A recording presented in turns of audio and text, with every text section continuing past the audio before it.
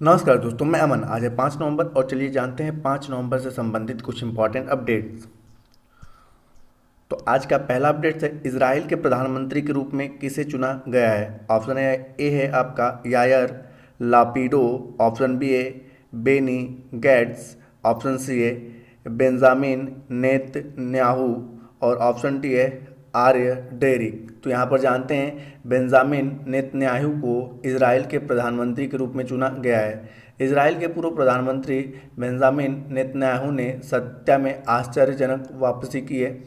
उनकी Likud party और उनके अन्य सहयोगी दलों ने हाल ही में हुए इजराइल चुनाव 2022 में जीत हासिल किए हैं। तो यहाँ पूछा गया है कि इजराइल के प्रधानमंत्री के रूप में किसे चुना गया है। तो आपका सही ऑप्शन होता है सी, Benjamin Netanyahu.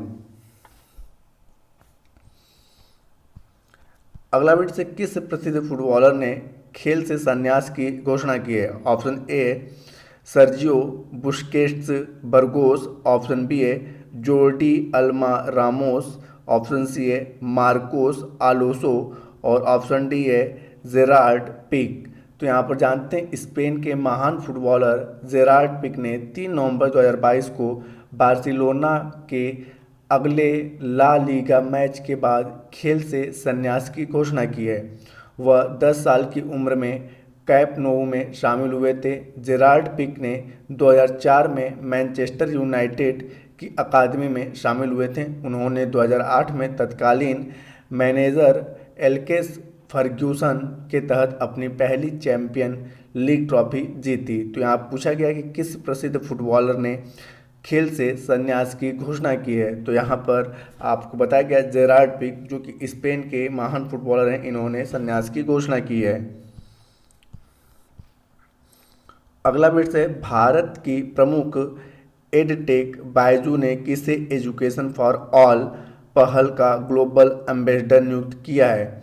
Option A Barack Obama, option B है लियोन मेसी, ऑप्शन सी है रोजर फेडरर और ऑप्शन डी है विराट कोहली। तो जानते हैं एडटेक प्रमुख बायजू ने फुटबॉल स्टार लियोन मेसी को अपनी सामाजिक शाखा एजुकेशन फॉर ऑल का पहला ग्लोबल ब्रांड एम्बेसडर बनाया है।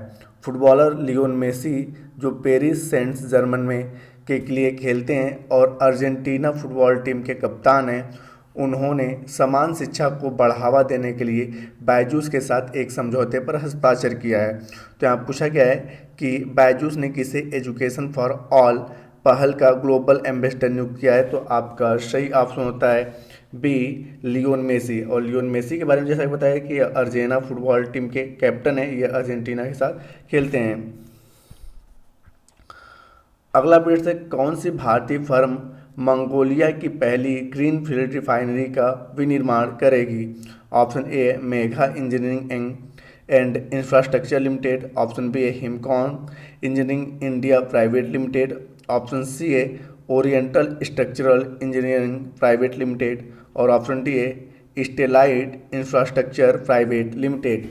तो जानते हैं यहाँ पर भारत की Megha engineering and infrastructure limited को मंगोल रिफाइनरी परियोजना के लिए प्राधिकरण पत्र प्राप्त किया है, जिसमें देश में मंगोलिया की पहली तेल रिफाइनरी का निर्माण शामिल है। इस कदम से रूस से मंगोलिया के तेल आयात को कम करने में मदद मिलेगी। यह रिफाइनरी मंगोलिया की राजधानी उलान बटोर में बनेगी। तो यहाँ पूछा गया है कि कौन सी भारतीय फर्म मंगोलिया की पहली ग्रीनफील्ड रिफाइनरी का निर्माण करेगी। तो आपका सही ऑप्शन होता है A, Megha engineering and infrastructure limited.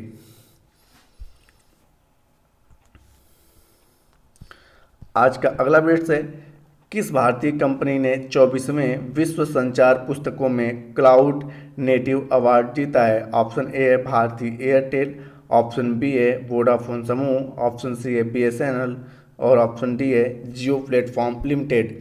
तो यहाँ पर जानते हैं जियो प्लेटफॉर्म लिमिटेड ने लंदन में आयोजित 24वें विश्व संचार पुस्तक समारोह में क्लाउड नेटिव अवार्ड जीता है। जियो ने अपनी स्थापना के बाद से भारत में सबसे बड़ा और सबसे उन्नत डिजिटल कनेक्टिविटी इकोसिस्टम बनाने के लिए 50 बिलियन अमेरिकी डॉलर से अधिक का निवेश किया है।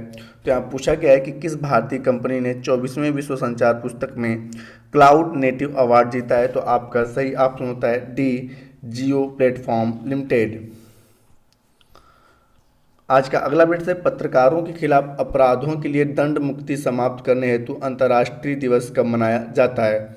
ऑप्शन ए 4 नवंबर, ऑप्शन बी है 7 नवंबर, ऑप्शन सी है 2 नवंबर और ऑप्शन डी है 1 नवंबर। तो जानते हैं यहाँ पर पत्रकारों के खिलाफ अपराध के लिए दंड से मुक्ति को समाप्त करने के लिए अंतर्राष्ट्रीय दिवस प्रतिवर्ष 2 नवंबर को मनाया जाता है। पत्रकारों के खिलाफ अपराध के लिए दंड समाप्त करना भी सभी नागरिकों का अभिव्यक्ति की स्वतंत्रता और सूचना तक पहुंच की गारंटी देने के लिए सबसे महत्वपूर्ण मुद्दों में से एक है। तो यहाँ पूछा गया है कि अपराधों के लिए दंड मुक्ति, पत्रकारों के खिलाफ अपराधों के लिए दंड मुक्ति समाप्त करने हेतु अंतर्राष्ट्रीय दिवस कब मनाया जाता है। तो सही ऑप्शन होता है आपका सी, 2 नवंबर। आज का अंतिम अपडेट है 3 वर्षों में चीन का दौरा करने वाले पहले G7 नेता कौन बने हैं। Option A Justin Trudeau, option B है ओलाफ सोल्ज, ऑप्शन सी है जॉर्जिया मेलोनी और ऑप्शन डी है फूमियो किशिदा। तो जानते हैं यहाँ पे कि जर्मन चांसलर ओलाफ सोल्ज ने 4 नवंबर 2022 को चीन का दौरा करेंगे। वह ग्रुप ऑफ 7 से लगभग 3 वर्षों में चीन जाने वाले पहले नेता बन गए हैं। वह इस दौरे के दौरान बीजिंग में चीन नेता शी जिनपिंग और प्रीमियम ली केकियांग से मिलने की उम्मीद है। उनकी यात्रा पर दुनिया भर के देशों की नज़र रहेगी। तो यहाँ पूछा गया कि 3 वर्षों में चीन का दौरा करने वाले G7 के पहले नेता कौन बने। तो आपका सही ऑप्शन होता है बी, ओलाफ सोल्ज। तो दोस्तों आज के लिए इतना ही। अब समय है कल के पूछे गए क्वेश्चन का आंसर देने का। तो कल आपसे पूछा गया था कि रिस्पॉन्सिबल स्टील सर्टिफिकेशन प्राप्त करने वाली भारत की पहली कंपनी कौन सी है। तो यह भारत की पहली कंपनी थी टाटा स्टील। तो जिन्होंने भी सही उत्तर दिया उनके लिए बधाई। अब समय है आज के क्वेश्चन का। तो आज का क्वेश्चन है कि प्रसिद्ध फुटबॉलर लियोन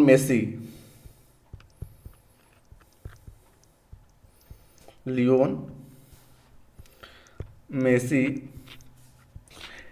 किस देश की तरफ से खेलते हैं या किस फुटबॉल टीम के कैप्टन हैं। तो यहाँ पूछा गया कि प्रसिद्ध फुटबॉलर लियोन मेसी किस फुटबॉल टीम के कैप्टन हैं। आप इसका आंसर हमें कमेंट बॉक्स में दे सकते हैं। आपके कमेंट का हमें इंतजार रहेगा। तो दोस्तों वीडियो पसंद आया हो तो वीडियो को लाइक करें, कमेंट करें तथा अपने दोस्तों के साथ शेयर करें और चैनल पर नए हैं तो चैनल को सब्सक्राइब अवश्य करें। इस PDF को प्राप्त करने के लिए आप हमारे टेलीग्राम से जुड़ सकते हैं जिसका लिंक वीडियो के डिस्क्रिप्शन में दिया हुआ है। तो वीडियो के अंत तक बने रहने के लिए धन्यवाद। मिलते हैं जल्दी नेक्स्ट वीडियो में।